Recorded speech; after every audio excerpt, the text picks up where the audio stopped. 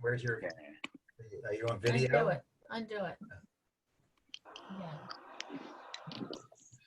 Okay, since the Chicago Club cannot travel on a bus in the immediate future, we're going to launch the Chicago Club Travel University. And I'm going to present lectures of the many places we go, including California history, the history of Orange County, planned communities, nature, and fun places to go.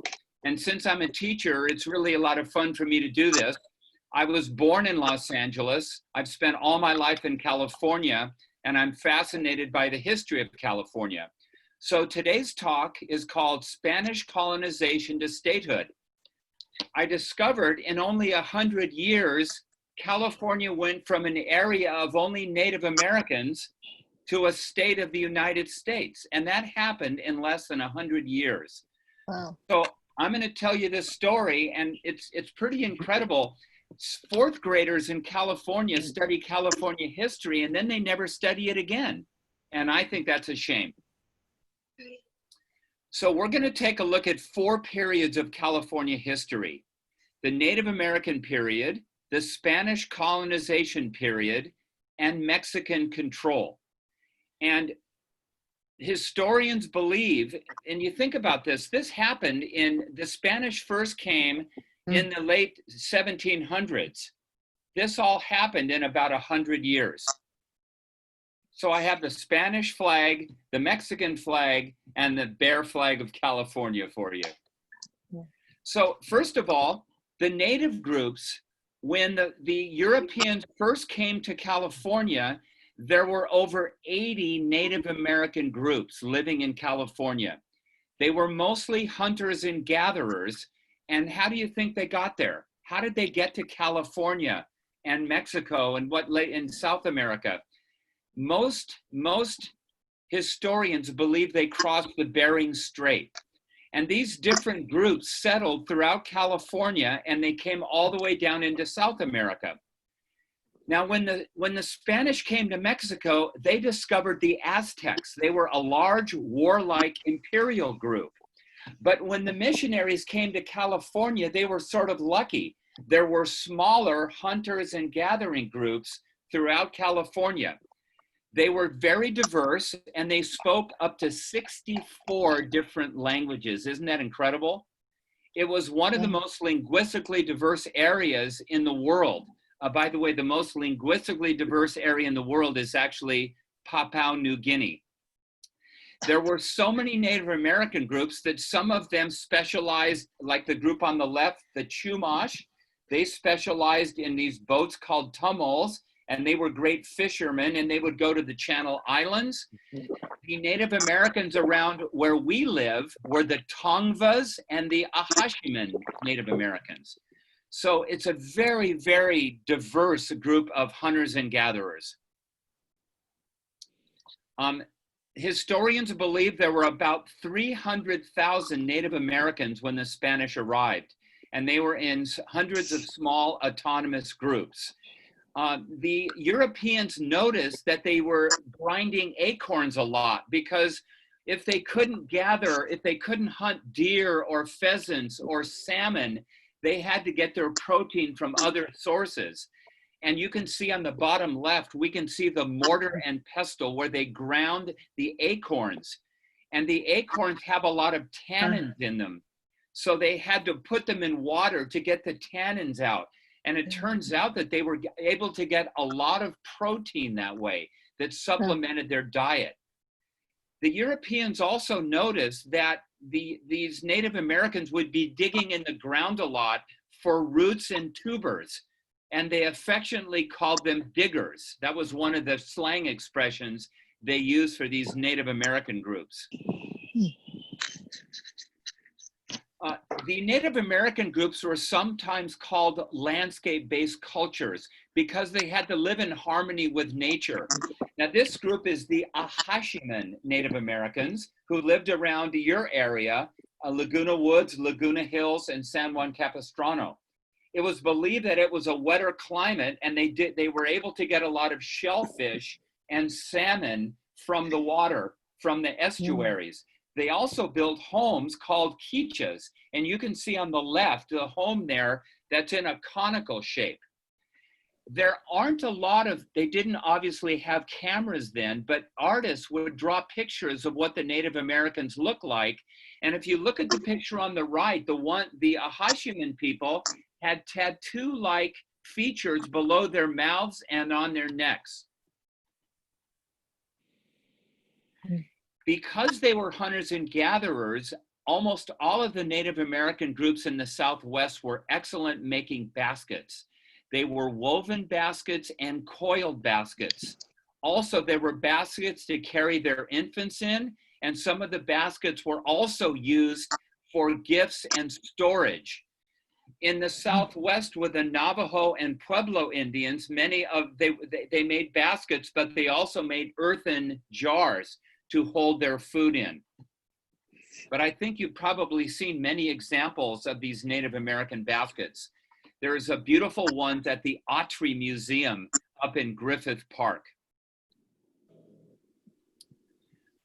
But the saddest thing I have to tell you is what happened to the Native Americans. Remember I said before that historians believe there were about 300,000 Native Americans in California in 1542 and later on into the 1700s. But the disease that the Spaniards brought, which was smallpox, diphtheria, syphilis, and measles, caused a terrible epidemic, and the death toll was devastating. However, the diseases that were brought by the English settlers did not affect the California natives because the Rocky Mountains and the Sierra Nevada mountains blocked them. Then, when the Spanish missionaries put the natives to work, there were more diseases and deaths. And then after the missions were abandoned, sadly, there were paramilitary slave raids, and they would round up the Native Americans and mistreat them. So if you look at my chart, it's kind of pathetically sad. We went from 300,000 to about 50,000 when California became a state in 1850. That's one of the saddest things I have to tell you. And when I did some interviews, some of the Spanish missionaries would say, sadly, they had to write up more death certificates than birth certificates. That's really, really sad. So when Father Junipero Serra became a saint in the Catholic Church, the Native American population was not thrilled because the European colonization represented for them a genocide. The good news is the Native American population now is 700,000 in California. So it's made a great comeback. I'm going to stop now to see when I do my talk for the larger club. I'm going to stop at this point. Is there any questions about the Native American period? Anything you're curious about?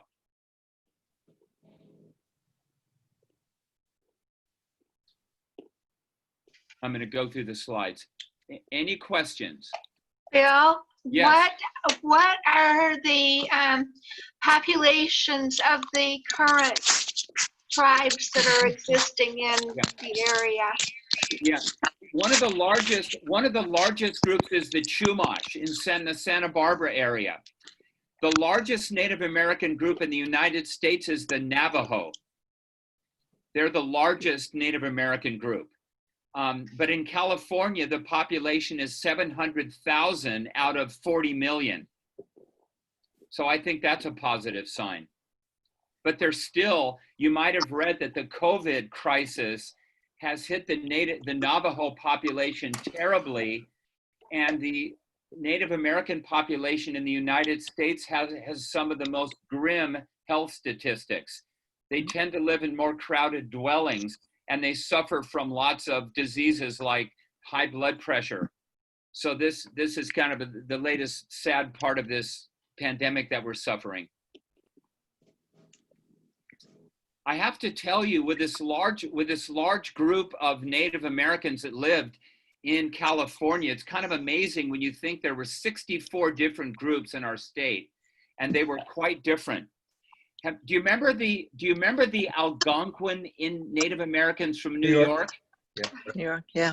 4 of the groups spoke a language similar to Algonquin.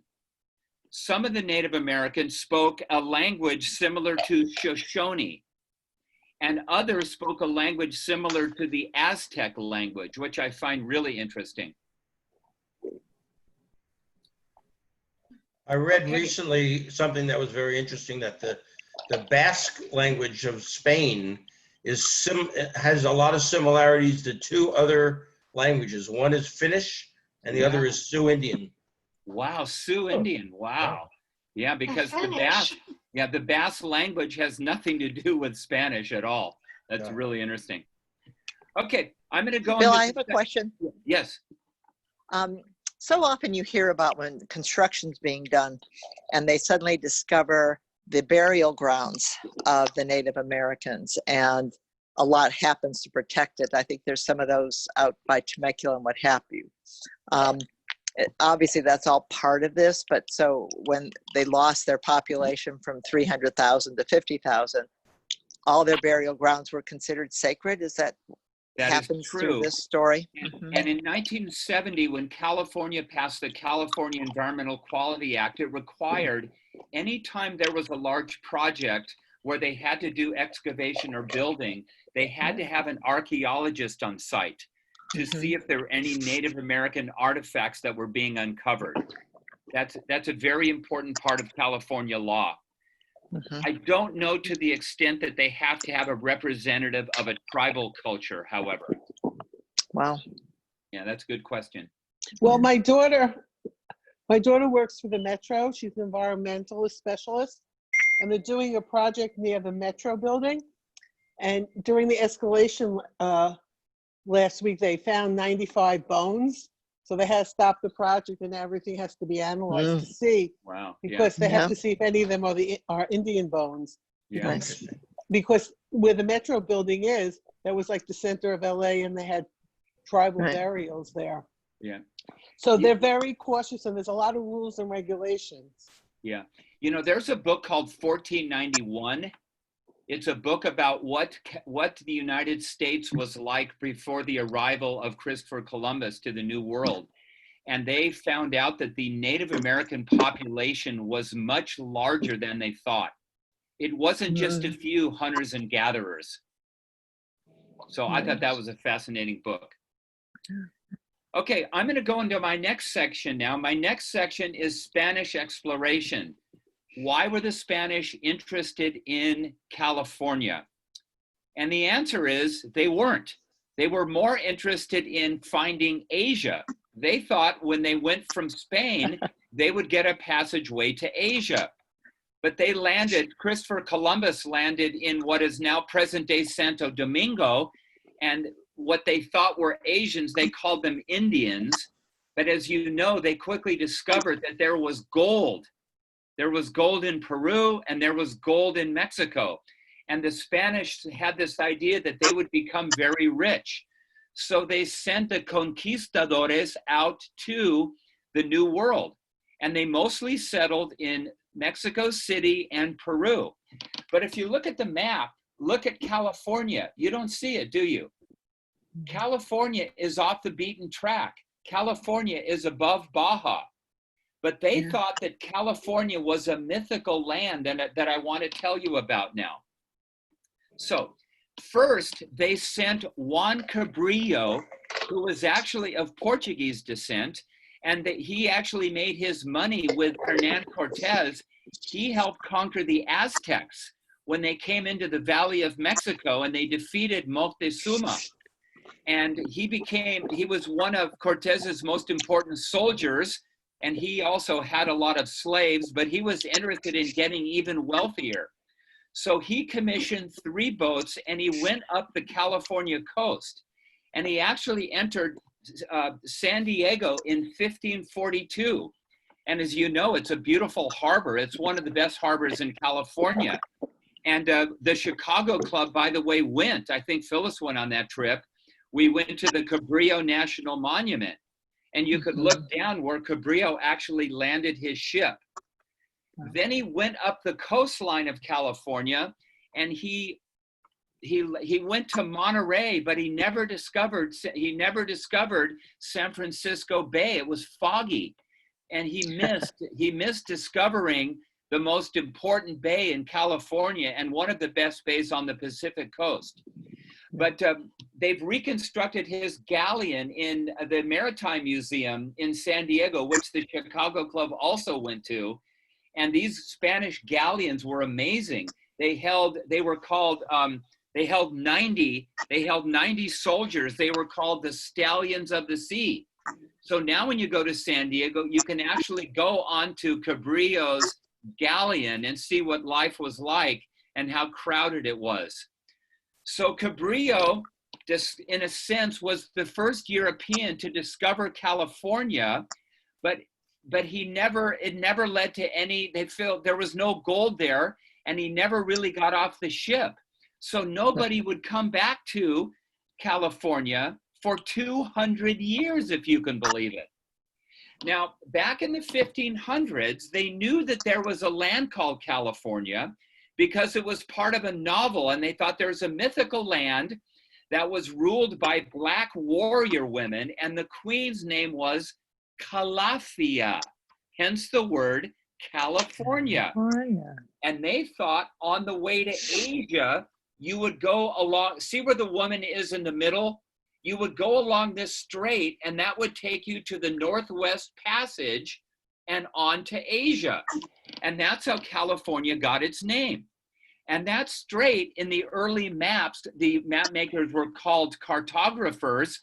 You can see the Strait of Anian. See it right there between California and mainland North America. But then when the Spanish arrived and they saw Baja California, they noticed that the Sea of Cortez, or the Gulf of California, ended. There was no island. California was part of the mainland.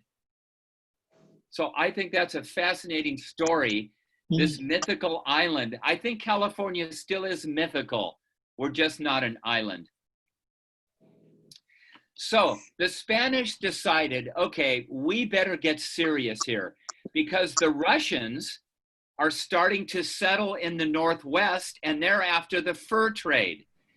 The English, with Sir Francis Drake, are interested in California as well. So the Spanish decide that it's time now to colonize California. And they send an explorer called Portola.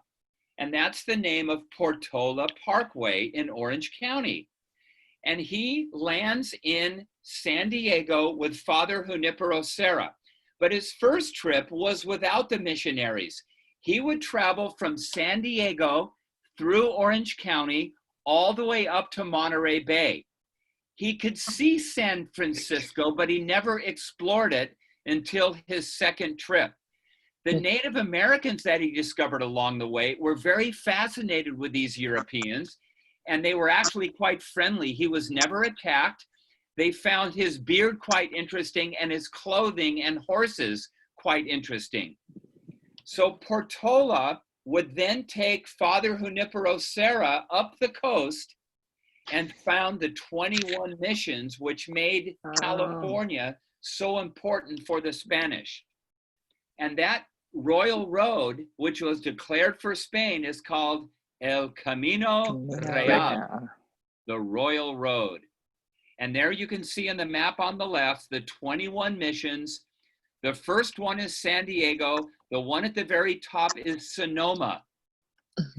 And can you see the crooked staff with the bell in the middle?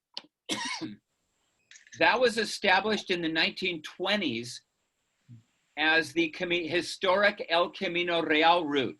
It was put by a nonprofit educational group so people would know they were driving or walking along the Royal Road. It's a little bit like El Camino in Spain, El Camino de Santiago, the pilgrimage of St. James. Do you see the mustard plant on the bottom right? Yes, the urban legend of the mustard is the Spanish soldiers would drop mustard seed along the way so that the missionaries could find one mission to the next. And that way they would never get lost. Unfortunately for botanists, the black Spanish mustard turned out to be a very invasive species. We will never get rid of it. But it's very beautiful in the spring. So the Spanish philosophy was, their strategy was, we're going to convert the Native Americans to Catholics. They will be hardworking, tax-paying citizens. We'll beat the Russians to California.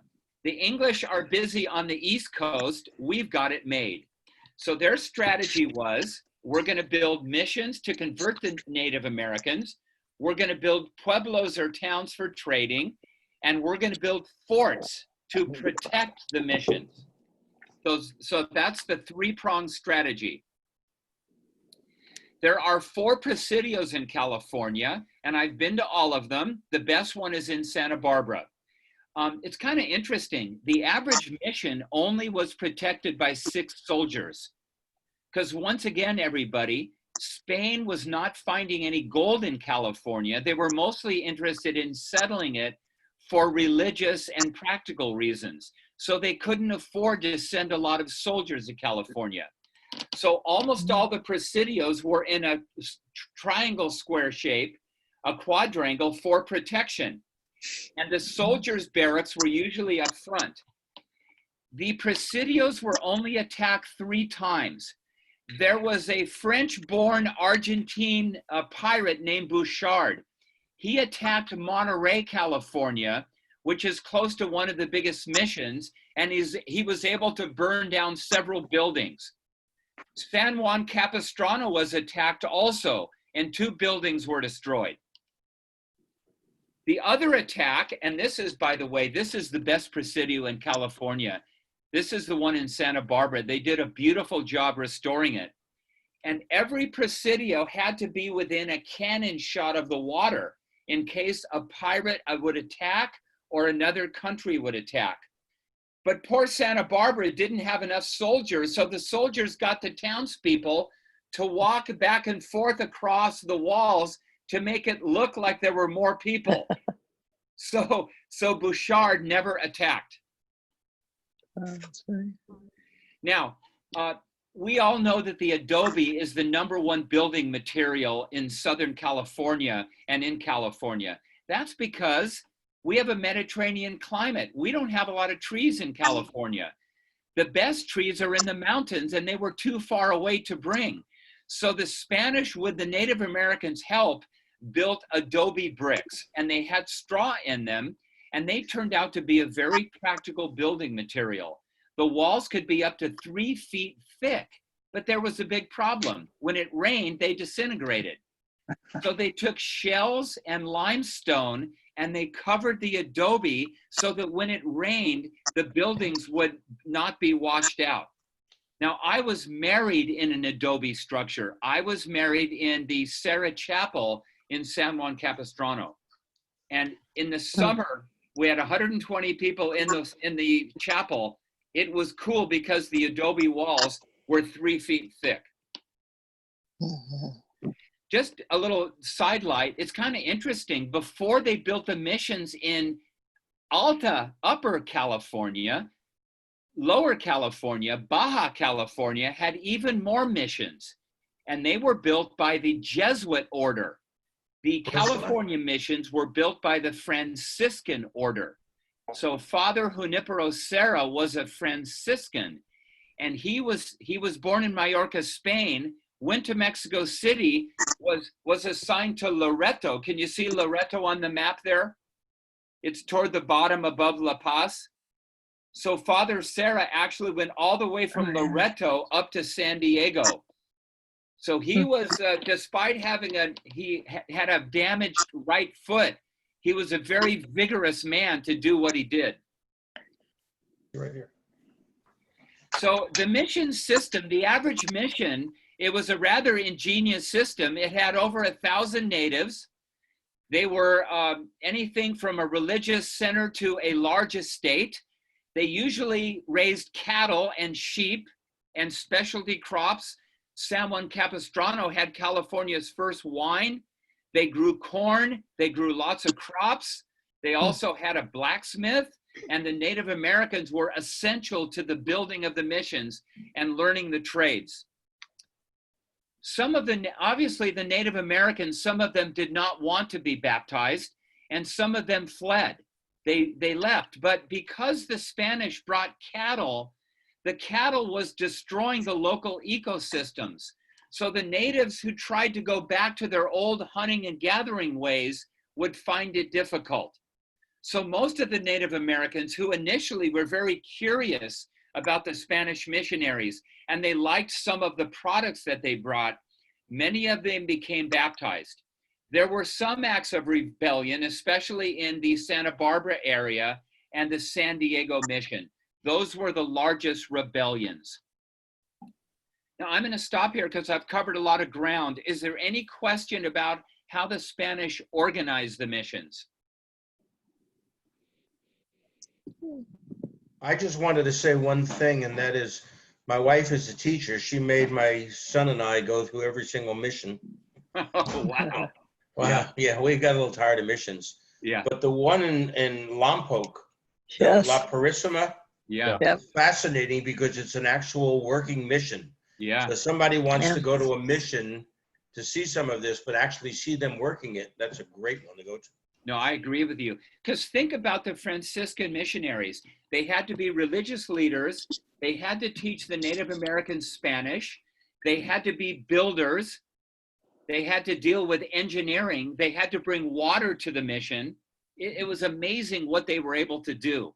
Now, do you see the diagram down below, everybody? You can see the soldiers' barracks in the front, and you can see the quadrangle, which is where much of the work was done. And then in the back, you can see where many of the Native Americans lived.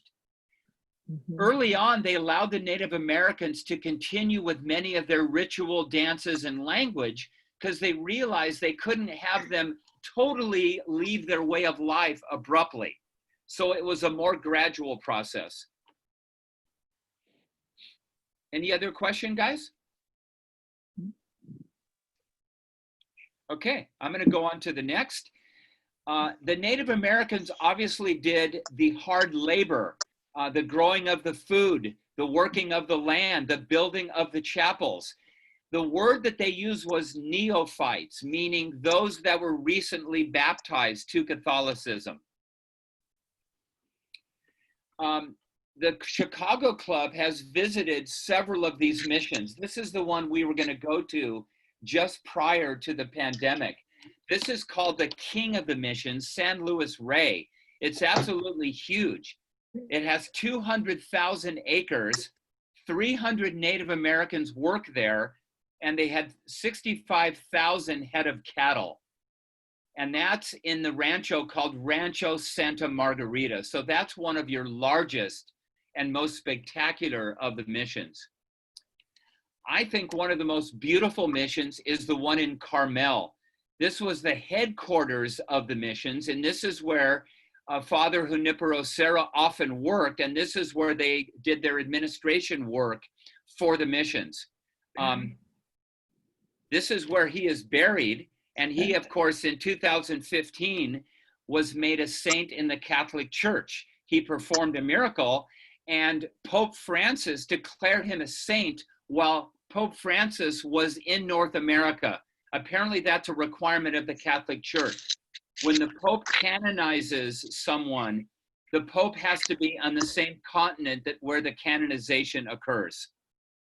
So it's a beautiful mission up there, and Father Serra is now a saint and quite a hero to the Catholics, although the Native Americans, of course, felt that this represented a terrible chapter in their history.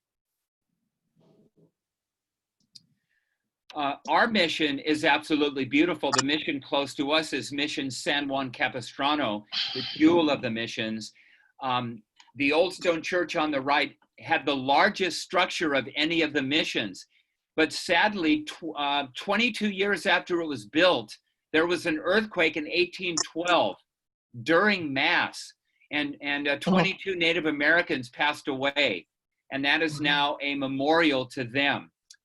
Father Junipero Serra actually gave Mass in the chapel in back of the old stone church, which is another reason which made Mission San Juan Capistrano so famous.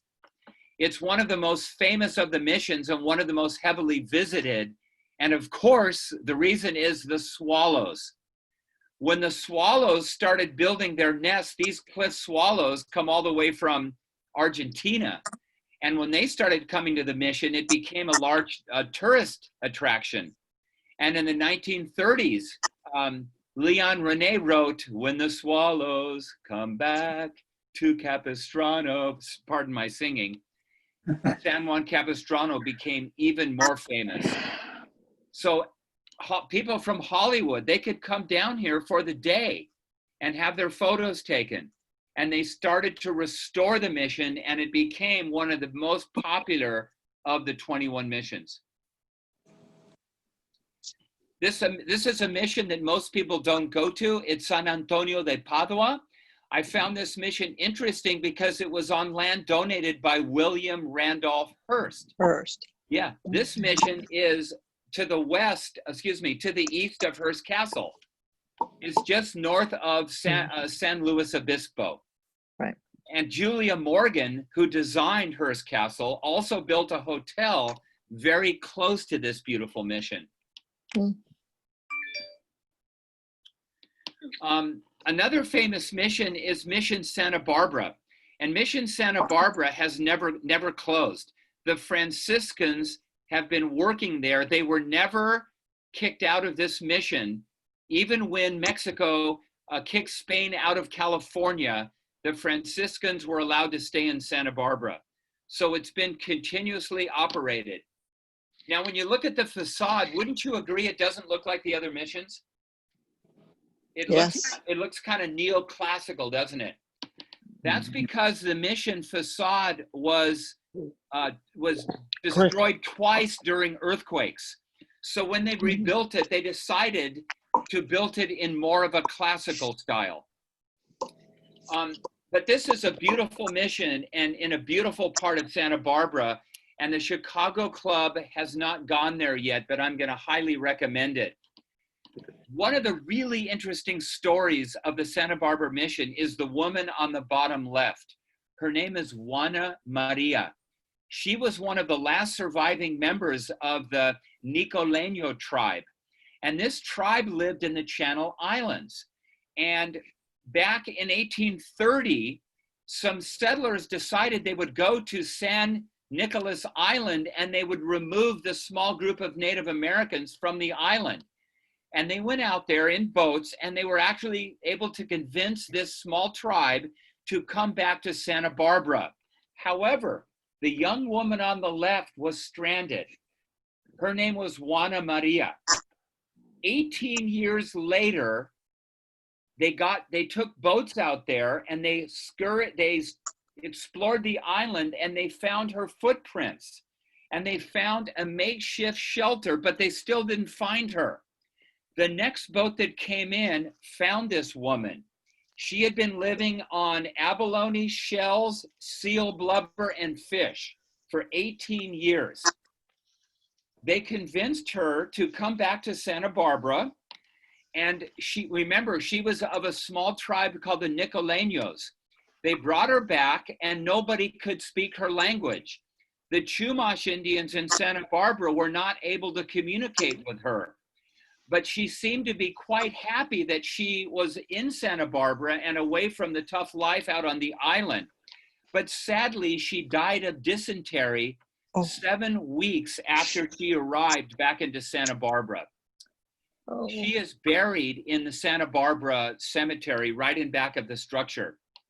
The story they named her Juana Maria, and she is the inspiration for the award-winning novel, The Island of the Blue Dolphins. So this is one of the more interesting missions, and I hope the Chicago Club goes there. I would love to give you a tour there.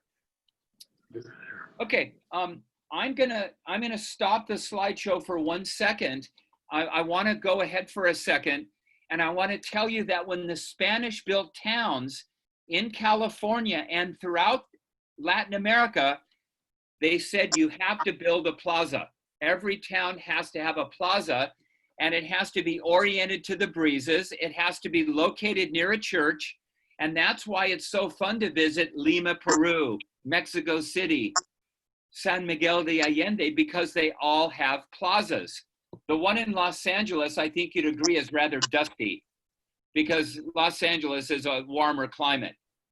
But I want to tell you that the missions only lasted for about 35 years. Why? And this is the next part of the amazing story. Because Mexico broke away from Spain, and Mexico didn't want the Catholic Church to have too much power.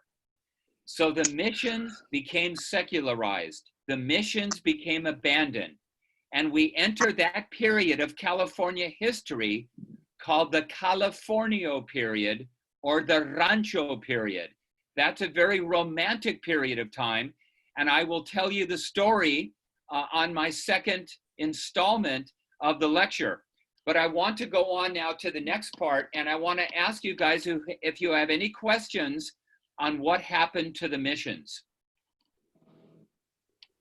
Hey, Bill, not a question about what happened to the missions. Maybe I misunderstood. How long did you want to go on with the quote unquote lecture part of this? Because you've been going on a little bit over half an hour. Yeah, I want to stop now. Oh, okay. Because I think you guys got a good idea of my plan is to have good visuals, have a lot of fun examples, and stop every 10 minutes and make it interactive. I'm going to mute people I'm going to mute them for the first 10 minutes. Then I'm going to unmute them so they can ask questions. Because I think if it's interactive, I think it's more fun for everybody. Yeah. I don't know if you can hear me. We discussed how to use this, lecture, and there was two thoughts. One was the interactive, and one was to make it maybe on channel 6. You're fading in and out. Sorry. I said All the time. we had two thoughts about using this. One was the interactive mode where people would ask questions, and another one was to use it on channel 6. This is a informational lecture. So Yeah. That's something we need to discuss. Not here. Okay. So what I'll do now, guys, is I want to show you Dave and mine's second idea, and that is a Chicago Club travel trivia night. And there would be teams, and it would be it would have a lot of fun slides, and it would be light and fun. And I want to give you an example of how we do it. We propose that we would do it maybe once a month. So can I bring that up to the screen now? Yes. Sure. Okay. Okay. Ladies and gentlemen, welcome to the Chicago Club Travel University Trivia Night. The first Tuesday of the month, we're going to play travel trivia. The winners win absolutely nothing unless we can figure out a way to keep score. But have fun. You need a paper and pencil, and you need a team name, folks. Whether you're alone or with a group, you need a team name. So every month, we're going to play travel trivia until we can get on the bus. So here are the rules of the game. The first one, decide on your team name. You can type it in the chat box, or you can tell nobody. It's up to you. Number 2, score your own. You can cheat or not cheat, but we know you won't cheat. We will give you the answers after round 3 and at the end of the travel trivia. So, does everybody want to play travel trivia? Yeah. Okay, here we go. Yes. Yes. Our categories are Parade of Nations. Name that European city. Whose money is this? East Coast cities. And what state is this? And I'm telling the travel committee right now, Dave and I decided that one of the categories is not going to have to do with travel. It's going to have to do with just fun facts, because it can't all be travel. So I'll do this rather quickly since I've done some new ones and you've seen this before. Okay, the first category, the first round is round 1, Parade of Nations. You have 5 minutes to write your answers down. Now, I'm only going to give you guys 1 minute because we need to move on because, you know, This is a demonstration. So take a minute and see if you can write down a couple answers.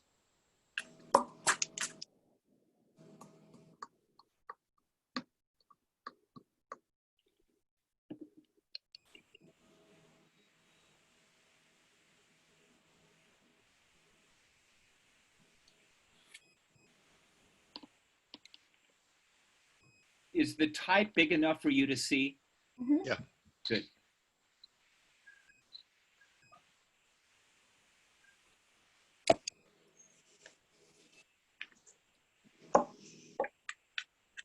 Now, the purpose of trivia night is to have fun and also have people, use their minds and be challenged and make it fun.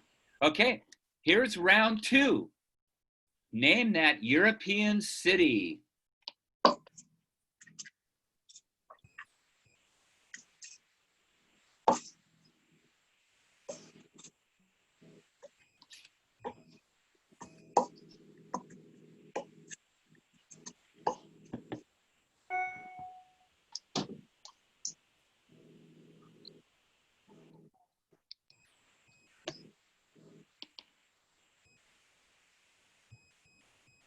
If it's really hard, I put a flag in.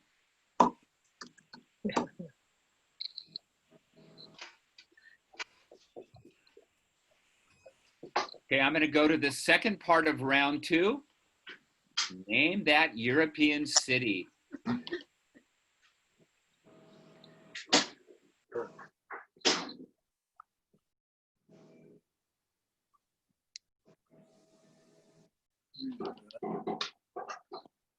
Lisbon.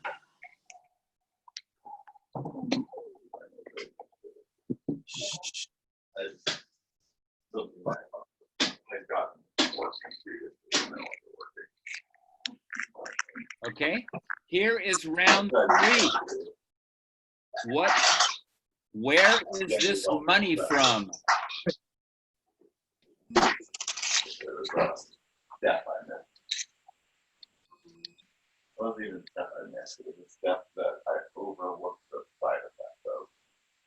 Mute. Wait, I'm not on mute. China. You can see number 2, that's Ho Chi Minh, isn't it? Dong.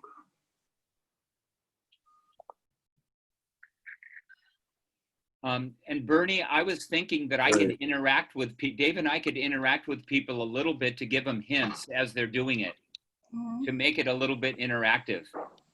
Like, look at number 6. Des Reais is a, I believe that's Portuguese. I'm not going to tell anybody that I'm a travel agent because I can't get used to these. Okay, I'm going to go to round 4. Name that East Coast city. Boston. That's the easiest one for me. Mount Vernon. Now the clue to number 3 is the plaza every 4 blocks. That's why I incorporated that diagram. Mm.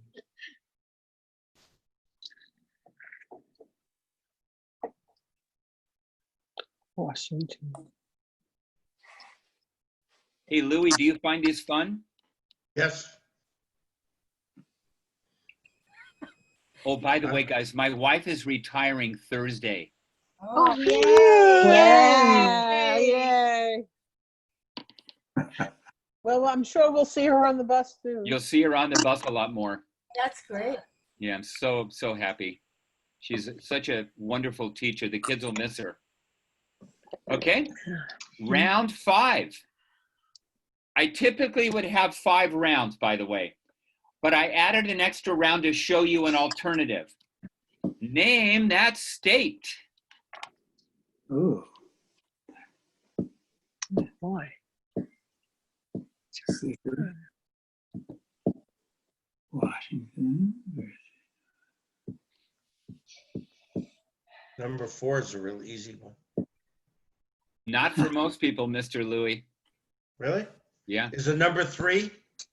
The answer 3? Number 3. No, is no, not- number 4. Are there 3 of them?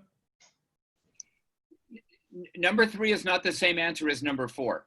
No. In number 4, were there 3 presidents? I don't know, but I know the state. Oh. I can think of 3 presidents from that state. It's got to be. That's a lot of presidents. Yeah. How'd you know the question? My wife just answered it. Yeah, she said Texas. You know, you guys, the secret to success for this is if the questions are engaging people, if they're fun, if they make them think.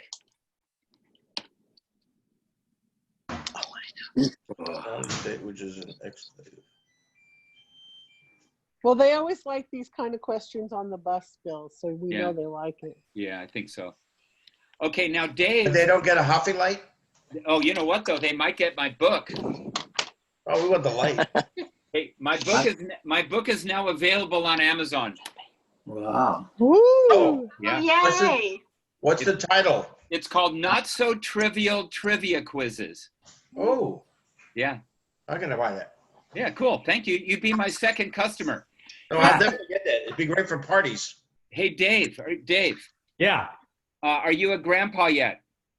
Well, yeah, I've been a grandpa for 2 years. We're still waiting. Oh, but I'm- you're second. Yeah. Okay. The text messages, Phyllis and all the rest of you on there, my daughter is at the hospital now. Her water has been broken. And she's last I heard, she was at 6 centimeters. So, Okay, All that's right. enough info. Woo. Okay, that's good. What did I want to Okay. know? Now, guys, Dave and I were talking, and we don't want it to all be travel. We want to have a couple that are not travel related. We want to keep people engaged. So here you go, guys. Ow. Louis Who knows. sang, who sang it? So would you do a whole thing about songs and music? Or what we thought was Oh, that's good. it will be three of the 5 rounds will be travel, and the 2 other rounds will be something else. It might be music, it might be movies. You know, we want to make it varied. Okay.